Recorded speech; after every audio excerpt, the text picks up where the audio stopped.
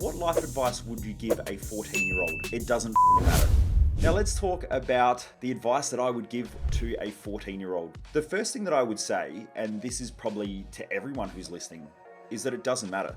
That's probably my number one piece of advice for a 14-year-old and even for most people. It doesn't matter.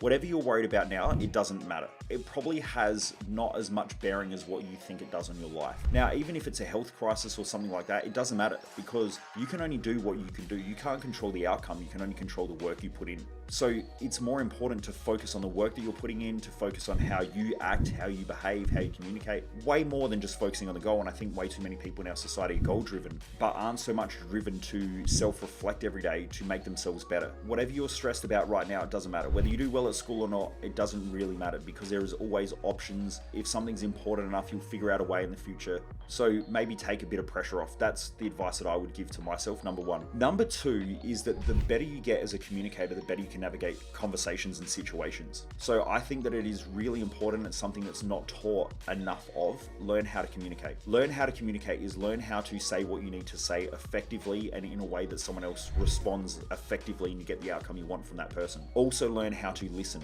Now, when I was younger, I was probably a good talker, but not a great listener. What I realized that if you want to be really effective with how you navigate situations with people, you have to learn how to listen. I think learning how to communicate is probably one of the most important skills that you will ever learn. And I don't think that it's taught very, very well. And I think that it's just massively undervalued in our society. And those people who undervalue it are normally controlled by people who know how to communicate better. And so if you want to be a great leader and you want to be able to manage and lead other people more effectively, then learn how to communicate. Number three, I would say to be very careful around the people that you associate with. And if you aren't sure about how you want to navigate life, look at them and think about their future. Think about the future that the people that you're going to hang around with have. If you're spending a lot of time with people that are just partying and having fun and running amok, ask yourself, where are they going to be in 20 years if they keep these habits up? And are they the type of habits that you want? Now, maybe at 14, it doesn't really matter. As a 13 or 14-year-old, just be very careful with the people that you hang around and really think about the future that you're creating with those people because their habits will often become your habits.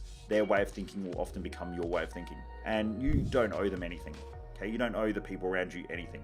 Everyone gets fair and equitable value exchange, even if it comes in bad or damaging ways. Number four would be to make sure that you look after yourself because you can't look after others unless you look after yourself. And a lot of people put everybody else first instead of themselves, but that also creates a lot of resentment towards other people. It also can cause a lot of conflicts and a lot of issues that when your frustration and anger and resentment comes out towards them, it can damage those relationships. Just look after yourself. And by looking after yourself, it will make you a better person and you'll be more calm, you'll be more effective, you'll be able to communicate more effectively because you know what's best for you will probably help others as well. And it will probably inspire them to be better also. And then find something meaningful to do with your life. So spend your time, even from a young age, asking the question, what would I love to do in life and why would I love to do it? And answer the question, why? Why is it important? Why would I love to do it? Why is it going to make a difference in my future? Because most people, when they think about goals, it's all surface level shit.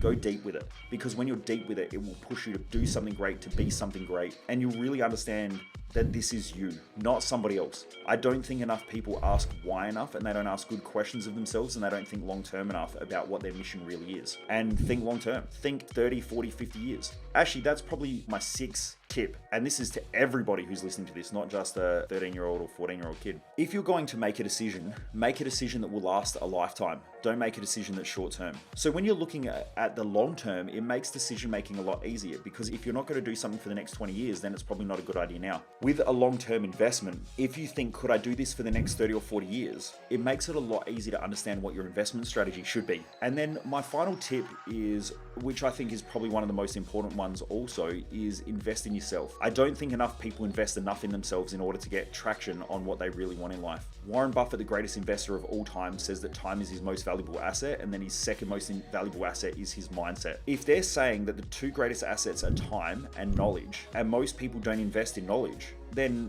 why would anyone think that they're probably going to get ahead? Most people waste their time. And most people don't give a fuck about learning and they won't invest in it. So my suggestion is invest in yourself. You need to find out how and what you find interesting to study and to learn about yourself, whether it be the area of finance, whether it be the area of health, whether it be the area of relationships, whether it be the area of friendships. Just go and keep studying until you become a master at almost every area of your life and you stand out above the rest. And most people waste their life, and I just don't want you to be one of them.